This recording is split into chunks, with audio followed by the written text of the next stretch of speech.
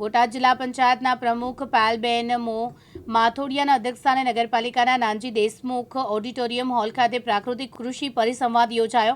તેનું પ્રદર્શન કાર્યક્રમનું આયોજન થયું. Botad agricultural technology management agency આત્મા અને ગુજરાત પ્રાકૃતિક કૃષિ વિકાસ બોર્ડના સંયુક્ત ઉપક્રમે કરવામાં આવ્યો હતો. આ કાર્યક્રમમાં બોટાદ જિલ્લા ગઢડા તાલુકાના રહેવાસી ખેડૂત યોગેશભાઈ ડાયાભાઈ ડવ પણ ઉપસ્થિત રહ્યા હતા. ગામ અનીડા, તાલુકો ગઢડા, જિલ્લો બોટાદ. છેલ્લા 22 વર્ષથી પ્રાકૃતિક ખેતી કરું છું. પણ પહેલાં પ્રાકૃતિક ખેતી શું છે એ ખ્યાલ નહોતો. પણ આજે ભગવાને આપણને 3 માં આપી છે. એમાં પહેલી જન્મ દેનારી, બીજી ધરતી માતા અને ત્રીજી ગાય માતા. આજે આ ત્રણેય બહુ સંકટમાં છે. અને ખાસ કરીને જમીન જે છે એ આવકનું સાધન નહીં, પરંતુ પેટનો ખાડો પૂરનારું સાધન છે. જ્યારે અત્યાર સુધીમાં આ બધા રાસાયણિક ખાતરો અને ઝેરી જંતુનાશકો દવાઓ ના વધારે પડતા ઉપયોગથી જે અત્યારે આપણો જિલ્લો આમ તો આખા રાજ્યની અંદર કેન્સરનું પ્રમાણ વધતું જાય છે.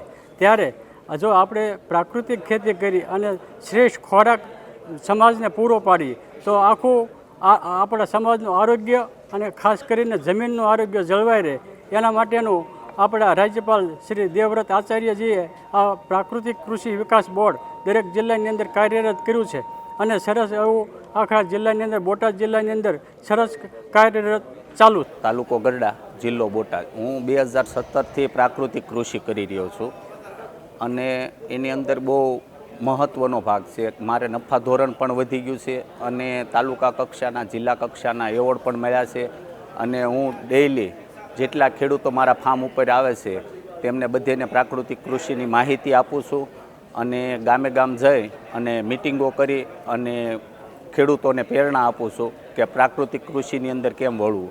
પ્રાકૃતિક કૃષિ એટલે 5% જ ખર્ચો છે અને 95% નફો છે અને એ રાષ્ટ્રહિત માટે બહુ સારી વસ્તુ છે. બોતાભાઈ શેખલિયા, દિવ્યાંગ ન્યૂઝ, બોટાદ.